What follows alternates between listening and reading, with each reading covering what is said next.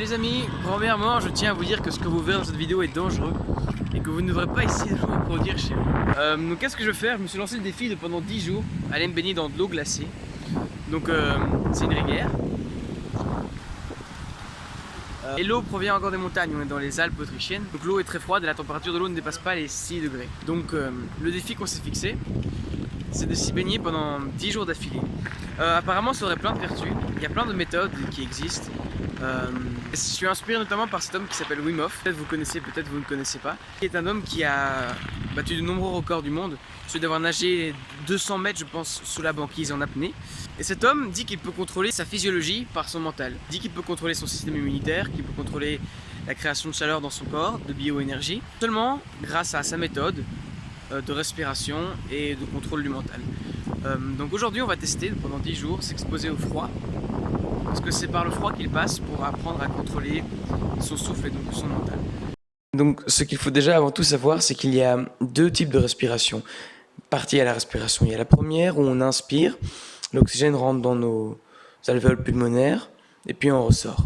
La deuxième partie que beaucoup de gens ignorent, qui est la plus importante dans la respiration, est l'échange cellulaire. Cet oxygène qui est accumulé dans vos poumons va aller à travers vos vaisseaux sanguins alimenter les muscles et vos organes. Et puis vos organes, eux, vont décharger les excès et les toxines qu'ils ont eues dans le sang. Et c'est là la partie la plus importante finalement. C'est ça le but de la respiration, c'est d'oxygéner les organes.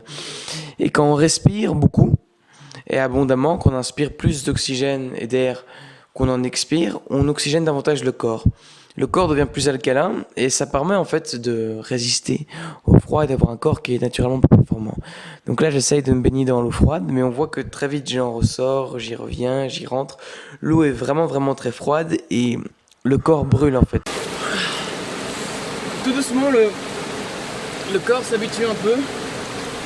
Ça fait mal, ça fait vraiment très mal. J'ai du mal à respirer. Je sens que le corps s'habitue après un moment. Et je vais retourner une dernière fois. Donc en effet j'y retourne, toujours très doucement. Le corps fait vraiment mal. Mais bon on essaye. Ce qui est impressionnant c'est de voir que quand même il y a un changement. Le corps s'adapte et cette douleur qui fait vraiment très mal, eh ben, elle s'amoindrit. On va pas dire qu'elle part, mais elle s'amoindrit. C'est mon premier essai pour aujourd'hui, c'est assez. Et je suis déjà fier de moi-même. Donc jour 3 du défi aujourd'hui. On va voir comment ça donne. Déjà hier je sentais que je tenais beaucoup mieux, j'ai évolué.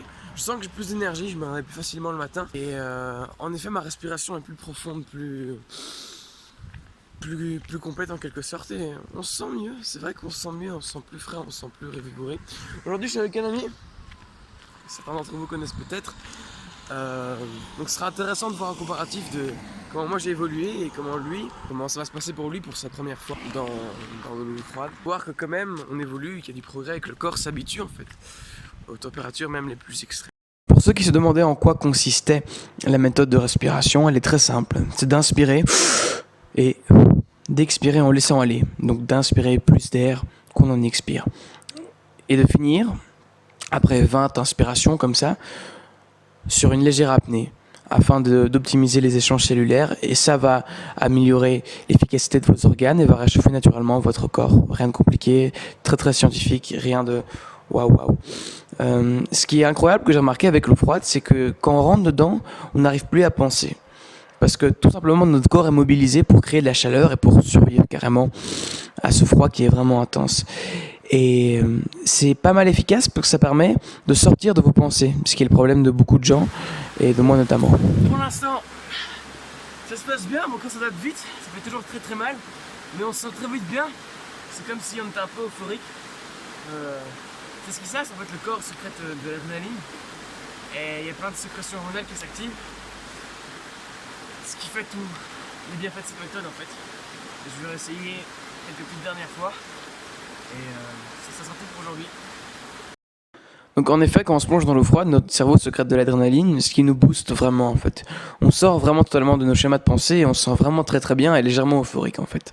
Salut les amis, aujourd'hui on s'est lancé un petit défi, genre mon corps s'adapte plutôt bien. Et bon, même si je peux pas encore totalement, je dirais, contrôler la température de mon corps, je peux en tout cas l'influencer pour qu'elle augmente. Je sens ce contrôle conscient. Donc aujourd'hui on s'est lancé un petit défi, on s'est dit qu'on allait voir un peu plus compliqué. Donc on a pris nos vélos et on est monté un peu plus haut dans la montagne. Et ici on se baigne dans la rivière et qui vient de ce bloc de glace en fait. Si vous arrivez à voir, mais tout ça est littéralement de la glace. Bon, il y a un peu de terre dessus puisqu'on est en été. Donc l'eau qui est sous mes pieds est littéralement glacée. Et comme vous pouvez le voir, les gens autour de moi s'y aventurent très prudemment. Donc on va y aller, on va voir ce que ça donne, si je serai capable de le supporter. Et je vous donnerai mes impressions par après.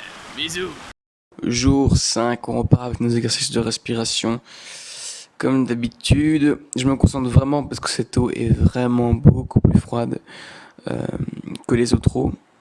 Et je me lance vraiment très doucement. Mais mon corps est prêt en fait. Le corps s'habitue vraiment beaucoup plus. Ce qui se passe, c'est que vos neurotransmetteurs sont beaucoup plus efficaces et les informations passent beaucoup mieux. Du coup, dès que vous voulez avoir le moins de contrôle sur votre corps, ça se fait plus facilement. Elle est pas mal plus froide que d'habitude, mais on s'y fait. Je suis content, comme vous pouvez le voir.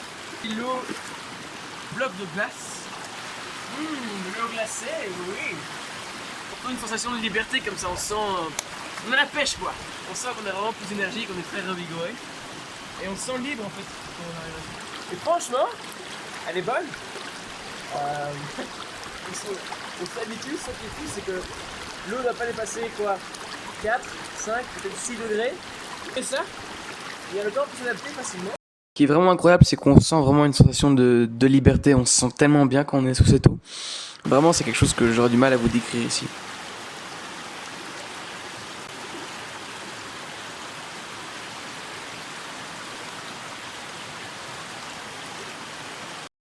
Salut les amis, petite vidéo.